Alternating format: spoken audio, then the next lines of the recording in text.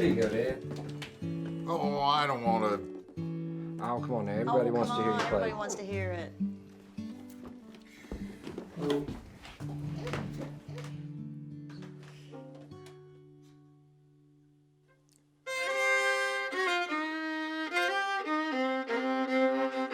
Yeah, this is one Pap used to really like to play.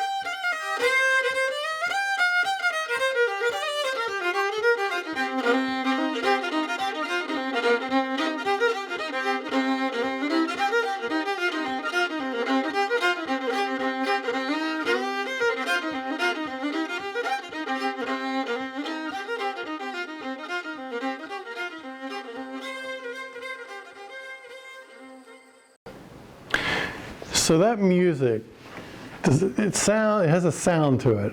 It's back in the hills, they call it the spooky sound. They call it spooky music.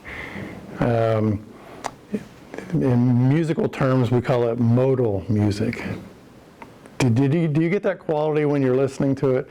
That first song I played at the beginning there was called The Cuckoo, and it's in that same mode.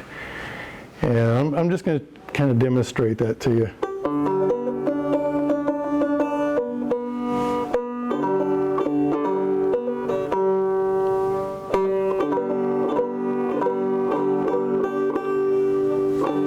So American music, just about any music, is based on the major scale. It's just normal music like.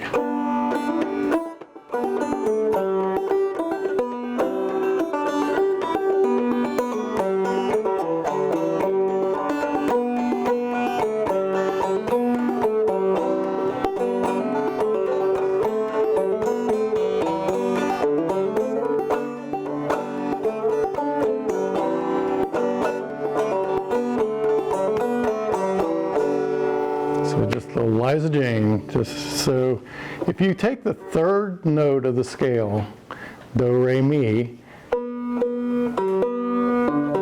and you drop that a half step, now you have minor. You're in the minor key, right?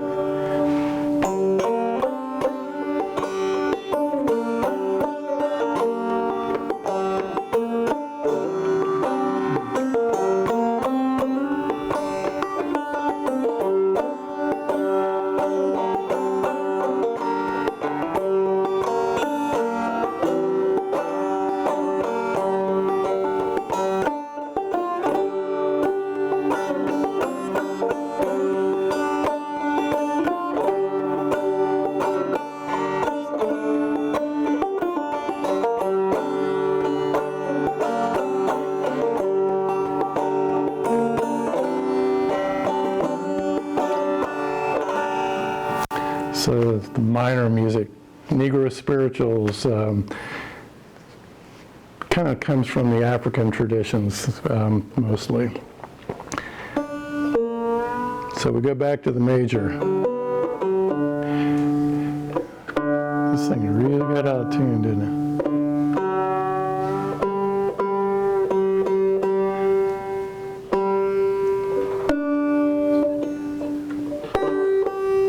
So instead of going down with that third tone, what if we went up?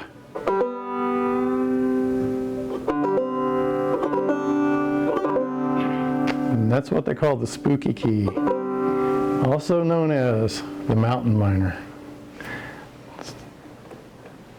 The Q&As, no one ever asked me how I got the name for the movie, The Mountain Miner.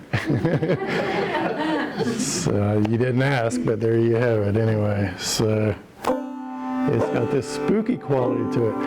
Mountain Miner, I mean, this mode if you go back to medieval times, it was considered, because it made people feel this eeriness, that they thought it had like evil qualities to it. They thought that it had and it was actually illegal. I mean, the church would not allow people to do music in the mountain minor key. They didn't call it mountain minor then. They wouldn't allow it. And, back then the church was the law, so the church wasn't having it, it wasn't happening. So, and then we came over here, and what was funny, and I'm going to play a clip in just a minute, of the old regular Baptist church, all of their hymns are sung in the mountain minor key. And I had lunch with, after we recorded them, I had lunch with their superintendent, and I said, this music is considered evil by so many people down through history, through the church. And I said, yet you sing your hymns in it. Why is that? And he says, well, that music, that key you're talking about, we believe it has an innate quality in that music that can take your spirit from your body into a spiritual place. I said, what about the good and evil? He said, it's all in the tempo. He said, you have to say it slow. If you speed it up, it's going to take you somewhere else where you don't want to go. I said, all right.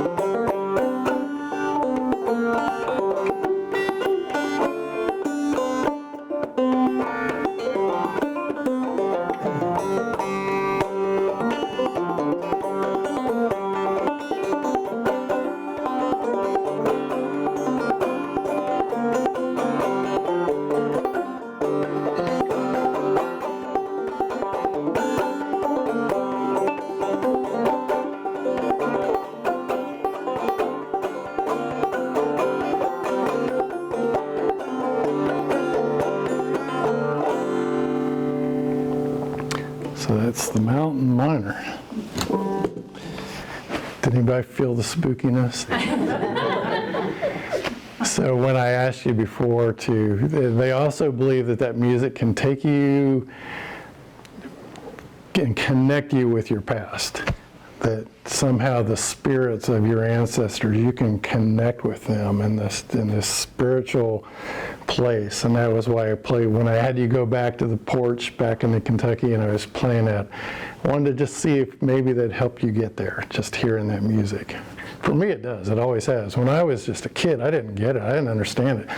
When I would hear that music, I didn't know what it was. And it just made me feel like I had been somewhere before. I think kids are a little more open to that kind of thing. So I had this idea. I'd been making videos for the EPA. That was my career, working with the EPA. And I've been doing videos for them. And doing a lot of writing, and it was really boring. And so I started writing my own stories, and I wrote the script, and I thought I would make this movie, another movie that I still haven't done yet. And in the meantime, I thought, well, it would be good practice to just do a short film. So I was going to do this little short film. It was going to be called The Mountain Modal, and it was the mountain minor in 25 minutes is what it was. And so I went to my band, the Jericho Old Time Band, and started talking to them about it. And Jonathan Bradshaw, who was in our band at the time, who was married to Susan Pepper, he said, you need to go talk with Mike Maloney at the Urban Appalachian Council. And are you all familiar with the Urban Appalachian? It's now called the Urban Appalachian Community Coalition, UACC. And kind of the guy who was in charge of the whole thing, Michael Maloney. And it's a good organization. It could be someone else you might even want to have come here sometime. So I went and talked to him about my idea for having a movie and how they might be able to help me out. And And he says, well, tell me about yourself. And I'm telling him, kind of what I was telling you, about my family history. He says, so you're Appalachian? I said, well, no, I'm not Appalachian. My grandparents were. He goes, no, you are. And I said, well, how do you figure? I've never lived there. And he goes, it doesn't matter. This is your people. This is where you come from. You are Appalachian. It's like, wow. I never thought about that. He will never know how that conversation changed my life, how it empowered me and emboldened me to do this movie, I went to him to ask him how I could raise money, and I ended up leaving with a whole new outlook on life and identity, So I started thinking after that, it's like, well, if I'm Appalachian, how does that factor into my life up till now, It's like, so I started looking back, and I could see it. I could see how it did, and there's a lot of negative and there's a lot of positive, much more positive than negative, but I could see those stereotypes playing out on me and my friends because we're Appalachian when we didn't know it, and the people playing it out on us didn't know it.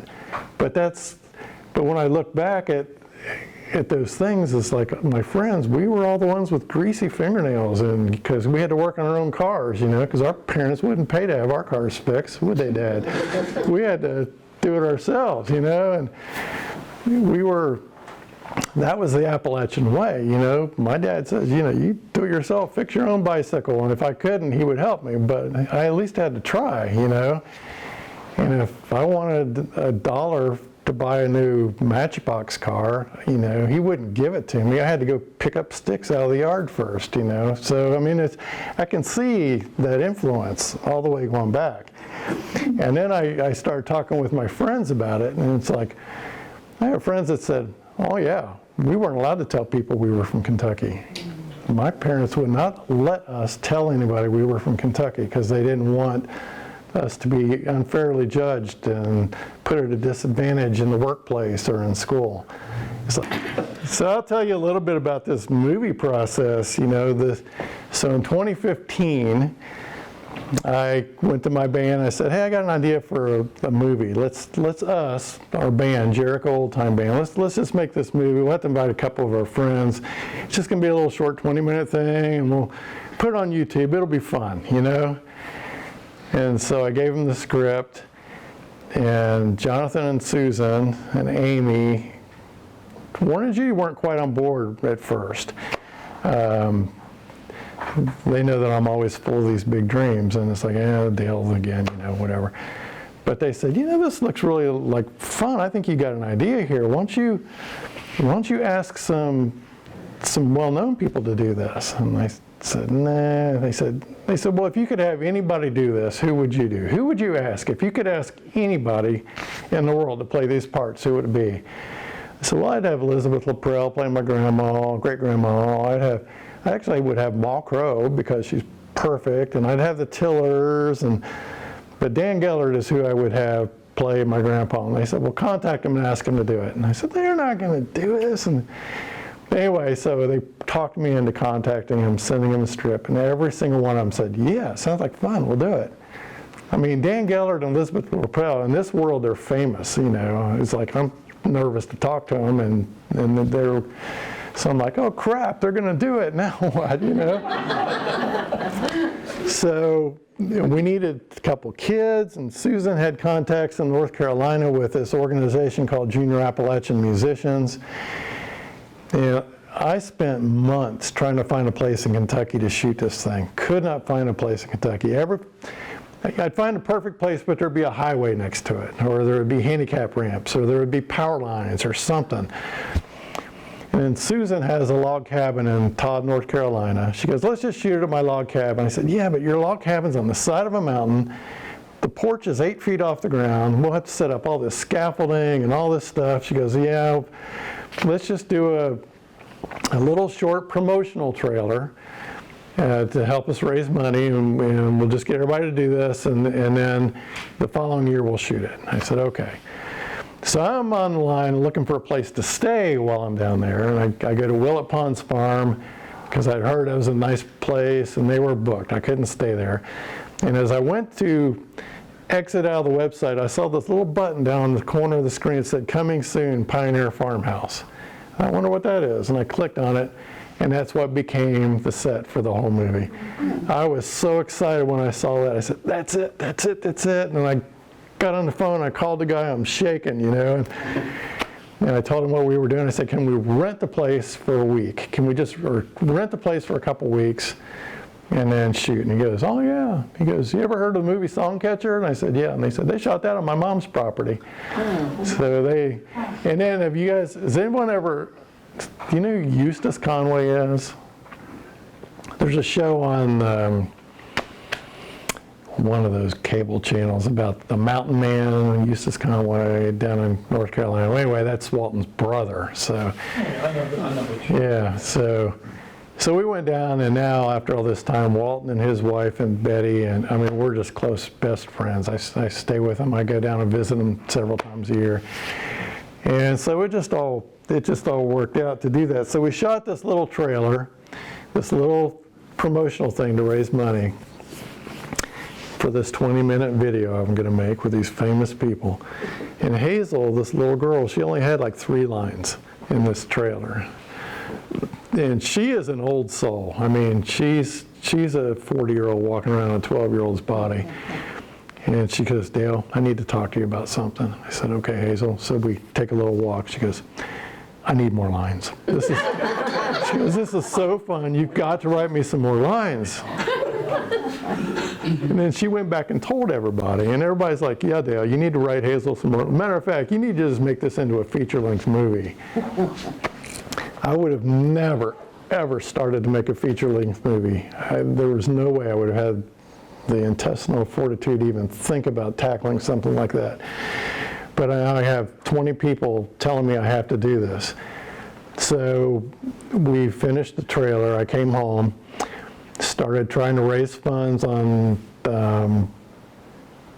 some crowdfunding source, and I started writing again, and I wrote it into a feature-length movie. And so I also did a budget. It took me months to do this budget. It was a shoestring budget of $250,000. People are saying, "You can't make a movie for $250,000. I said, "I know, but we're going to have to try." Well, we raised $8,000 is what we raised. I needed to shoot, I had a schedule of 21 days to shoot this thing in. That was going to be tough, shooting it in 21 days. On $250,000. We raised $8,000. So I was in the process of calling everybody to tell them it's off, or we can't do it. And I had written letters to every foundation. I had applied for every grant. I had done everything. Nothing. And I got a call from somebody who says, I heard about your project. I want to help you. I'm going to give you $30,000. And then a friend of theirs called me and said, "I'm going to give you $10,000.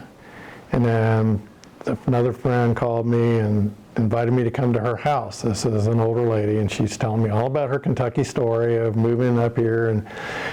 And I said, "Well, it's been really nice meeting you." And I got up to leave, and she says, "By the way, here." And she gave me a check for $10,000. And so we ended up coming up all together with $100,000, less than half of what I needed. And it's like, we can't, that's just not enough. And so I turned the 21-day schedule into a 14-day schedule. And I said, "We're going to have to work like 6 in the morning till midnight every day." And we decided we would wait another year and try to raise money. But then we realized that the 2 kids would be too old. They were 11 and 12 years old. They would be 12 and 13.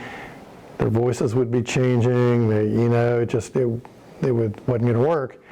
So I said, "Well, let's just go on faith. Let's see what happens. Let's just go for it." And it was crazy. It was crazy. The miracles that happened. I mean, it was just, I don't know if you believe in God, but I believe that there was divine intervention that made this thing happen. It had to be. Just one miracle after another. Starting with the trailer. The music trailer, or the trailer, I gotta start don't do anything fast, especially talk. So I gotta speed up here a little bit. The trailer that we did, I was online for 2 months trying to find 2 antique cars. I needed a Model A and a Model T for this trailer. I had to have them. Couldn't find them. 2 weeks before, I called Helen, who does the mercantile down in Todd. She was like, she knows everybody, everything. I said, Helen, I need a Model A and a Model T. Do you know anybody? She goes, no, I don't. She's a realtor also. I said, well, if you see anything or hear anything, please let me know. And I'm still looking, and she calls me a week before we shot the trailer and says, Dale, I was showing a house today. There was a Model A and a Model T sitting in the front yard. And I asked them if they wanted to be in your movie, and they said, yeah, here's their number. So I knew we had to shoot it like in this trailer, we had to shoot it like in the first 2 weeks of August, because we're running out of summer, we got to shoot this thing. It's like, I need Ma Crow and Mike Oberst of the Tillers. I need to get them both down there for this thing. Ma Crow, you guys were playing, well, this is Vicki, she's in Ma's band if you didn't know.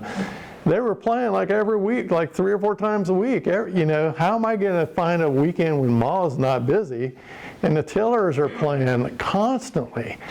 And how am I going to get Mike and Ma both to Todd, North Carolina, sometime in the first 2 weeks of August? I thought, okay, I'm going to go on their web pages and look at their schedule and see if by any chance they have some time off and I can get them down there, maybe during the week if they're playing on the weekends. It just so happened that the Tillers were playing in Todd, North Carolina. This town is the size of Port Union, if that big. I mean, there's one stop sign at the edge of town. That's because there was a state highway that goes around the outside. And they have this little community center in the middle of town where they do outdoor concerts. And the Tillers are playing there when I want to go. And it's like, okay, let's see if Ma's free and she can go down with me. You guys were playing 1 hour away from Todd that same weekend. True story. Vicky's here. I won't lie in front of Vicky. They all came. And so, I mean, that was just then. I mean, in those stories that I just told, I could tell one after another after another. It just kept happening and happening. It was just crazy. So we found the place, we did the trailer, we did blah, blah, blah, 21 days, raised money. So year 3, we shot the film in 14 days. My day, I would get up at 6. I would go to the set because we could not afford set people. We didn't have a lighting crew. We didn't have hair and makeup. We didn't have wardrobe. We had to get rid of all those people. We didn't have the money for it. I had to do it all, And then, so I would go set up this thing, put all the props out, do all that work. I would come back and eat my breakfast while I printed out scripts for everybody during the day because the script changed a little bit every day. And then we would start shooting at 9. We would shoot until 10, 11, 12 o'clock that night. And then come back. We would take a dinner break. I had a caterer that made amazing food, which the only thing that kept everybody there. And I would come back, I would do my writing, do some more work, and I would usually get to bed about 1 or 2 in the morning, and then back up at 6 every day for 14 days. No, 10 days. We were down there 10 days, and then we were up here for 4 shooting. And I was just a walking zombie. One day, Hazel, the old soul, Dale, I need to talk with you. What? She goes, you look awful. You need to get some sleep. Go take a nap. I'll come in and wake you up in an hour. This is this 12-year-old girl. Yeah, it was something. Where'd you find her? Susan, my producer, found her through this Junior Appalachian Musician Program. If you listen to the closing credits, there was the guy playing the bass in the living room scene. That's her dad. In the closing credits, he's playing the fiddle on the song Across the Ohio, if you remember that. And the rest of her family was in the funeral scene. let me show you. This is just like one scene, and this is really amateurish here, but it's all I had to work with.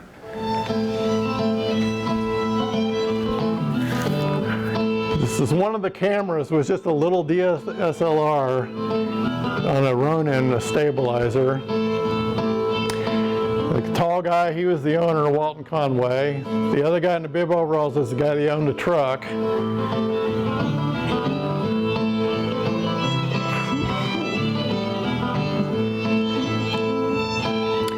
So to get the shot of them, we had to drive out with the camera in the car. And Walton was riding on the truck because we wanted the dog to follow, so we were going to have him call the dog.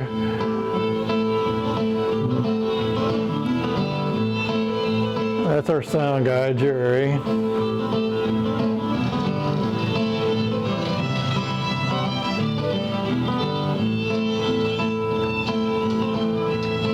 Yeah, just remember this in just a second.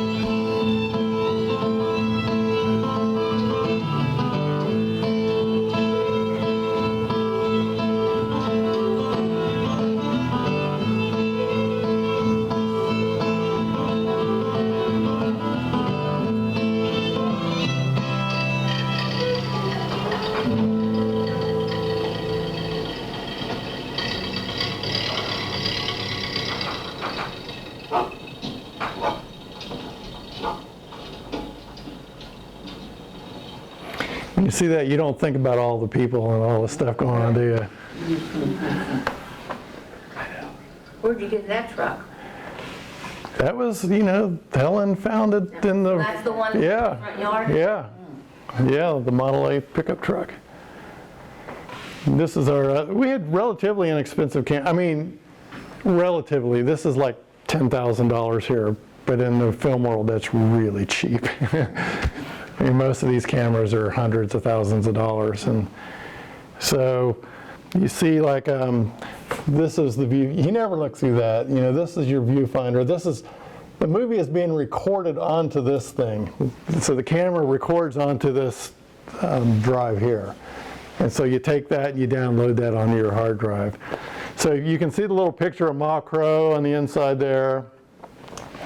And then that same scene, so that's what it ends up looking like after it's on the film in color. It's just really beautiful, So let's see. Back to that. Okay, here's another little story. We found this little cabin to shoot the scene in, the Granny Witt cabin. And we were going to shoot at this one log cabin, but turned out the people that lived there were crazy, and we were kind of scared to go there. I mean, we were there. This guy he's wearing a gun on his side, and he's got this big Bowie knife, and he's picking his teeth with a Bowie knife, asking us now, "What do you want to do?" It's like, who are your people? So we found another one on Airbnb, and they were like, this family was leaving at noon, another family was coming back the next day, so we had that one night to shoot this scene. And by the time we got there, we couldn't get it all in. We shot the Granny Witt thing where Granny's talking about that scene that I just showed of the kids. We weren't able to do it. So I called her and I said, "Can we do it the next day?" She says, "Well, we have guests." I said, "Would you tell your guests we will pay their way if we can shoot this? It'll take about an hour, 2 at the most, and we'll pay for their whole Airbnb." And they said, "No, we can't do that." So I had to come back 2 weeks later. When they had an opening, I rented the place, came back, and we're all there, and I said, "Asa, what happened?" His mom had cut his hair really short, and it did not match. It's like, we're going to be going back and forth, and your hair is like long, short, long, short. It's like, no. It's like, oh no, it's going to be fall before I can come back. And his mom says, "Wait here, I'll be back in an hour, don't move." And she took off. We didn't know where she was going. we're trying to figure out she comes back with a grocery bag full of hair, some scissors, and glue.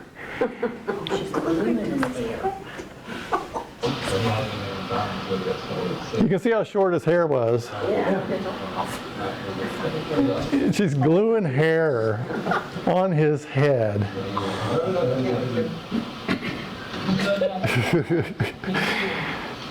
She got all this hair glued on, then she looked at what we had and she trimmed it to match.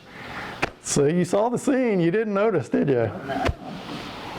Which scene was it that his hair was glued on? Huh? Which scene? The one I just showed where they were playing music and doing the back in Ohio.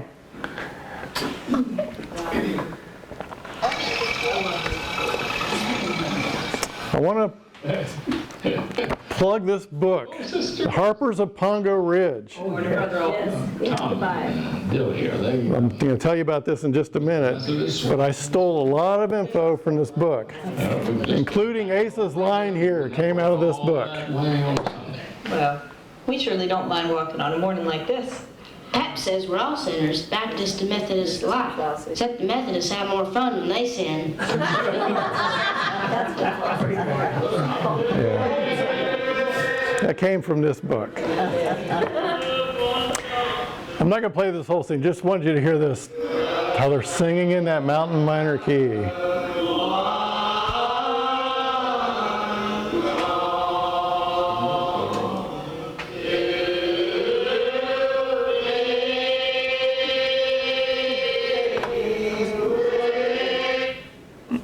So we went down to, we recorded that at the Old Regular Baptist Church in Blackie, Kentucky. And that was another story, you know, my actors are just lip syncing to it, except Elizabeth is actually singing. Gosh, I gotta speed up here. But this is a good, they closed the library and they'll kick us out.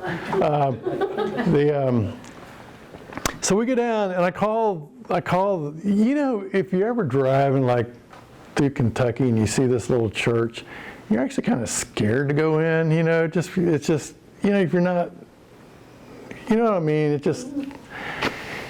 so this is one of those churches where I would just never go in, you know, but we called the guy, the superintendent, the elder, and explained what we were doing. He said, okay, well, come down on Saturday night. We have our business meeting and service. You can kind of get a feel for it. And then Sunday morning, the next morning, you can record our singing. And we'll do this song during our church service, and you can record it. I said, okay. So he goes, no, I won't be there Saturday night. I'll be there Sunday morning. But, you know, when you go, they'll be ready for you, and I'll let them know you're coming. I said, okay.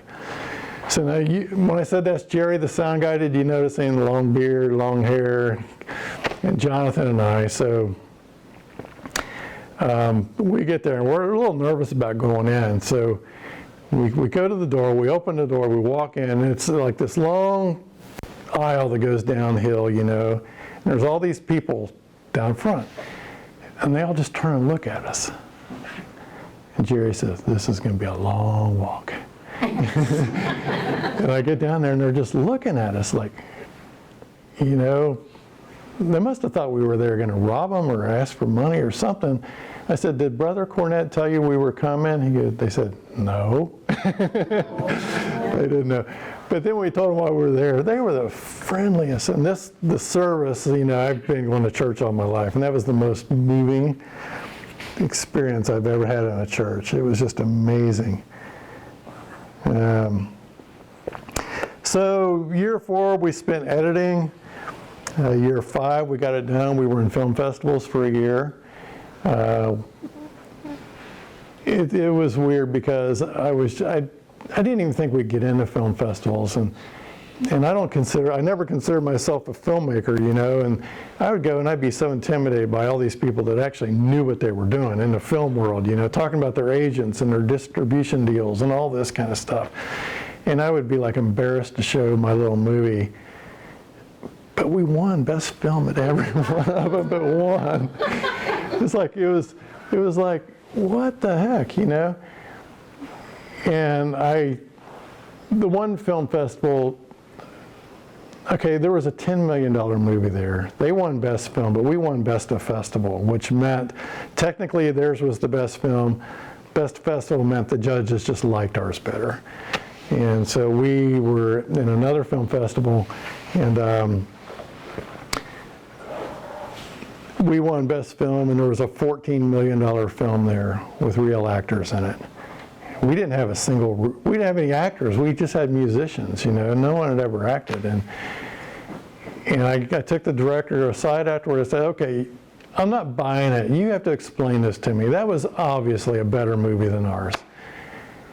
You know, I'm sorry, I won Best Director. And it's like, I don't buy it. I am not the best director here. This guy, he's famous, you know. You can't give this to me over him. Why are you doing this? Because I didn't feel good about it.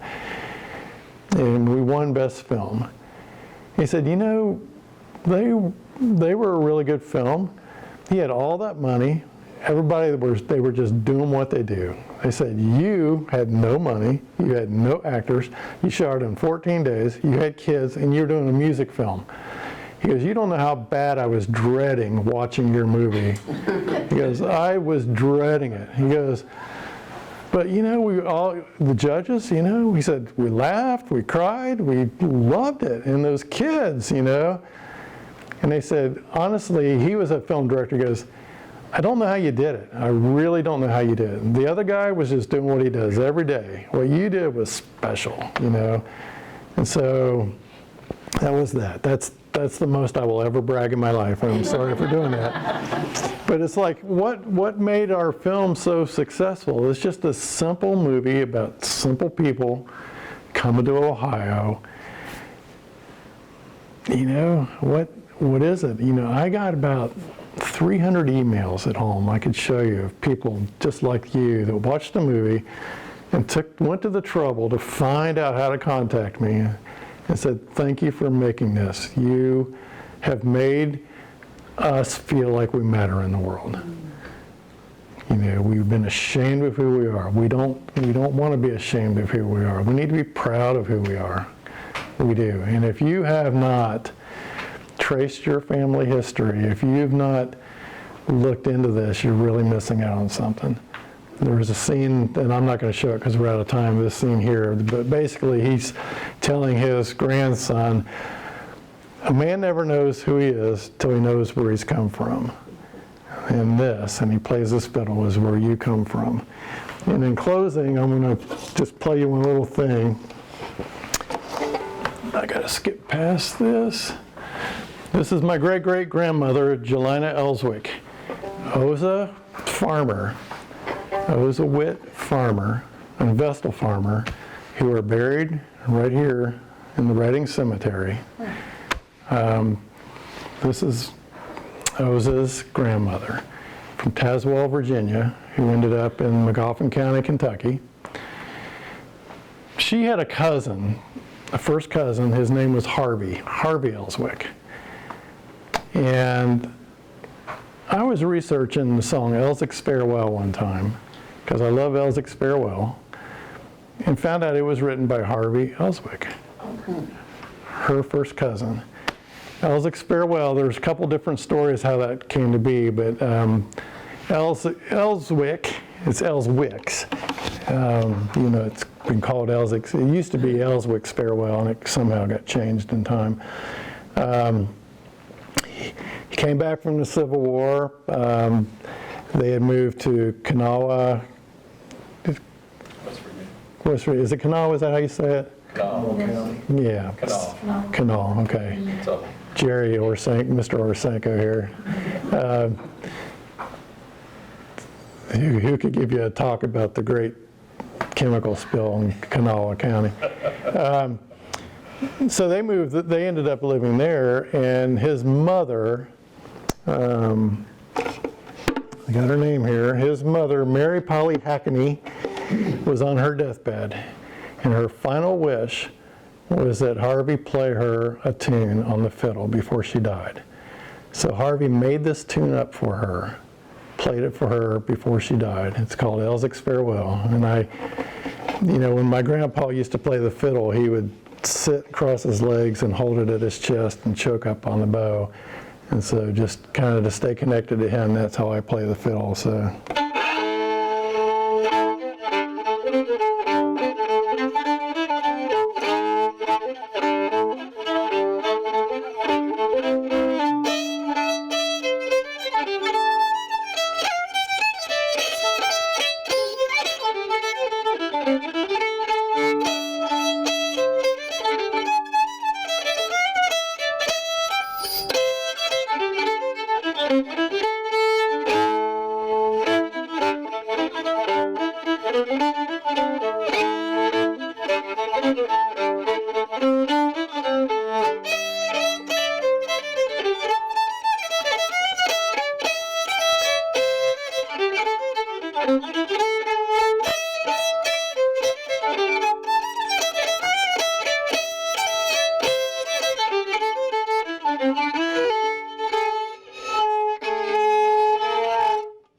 So, thank you. Thank you, Dale.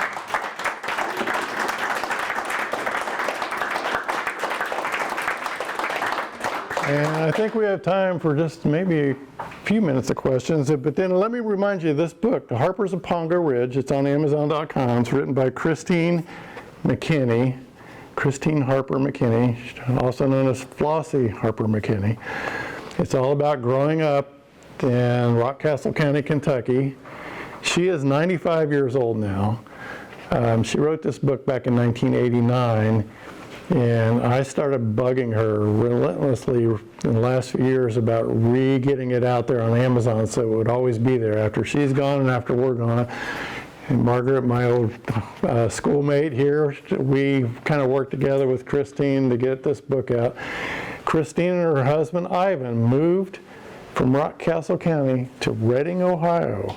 This is where they came. This is where they migrated to. They owned a gas station here in Reading. At Clark Street, where the herbal store is now. Thank you. I could not remember. That was Okay. their gas station. They knew everybody here. Yeah. So get this book. I used it extensively for the Mountain Miner. You'll see a lot of Mountain Miner in this book.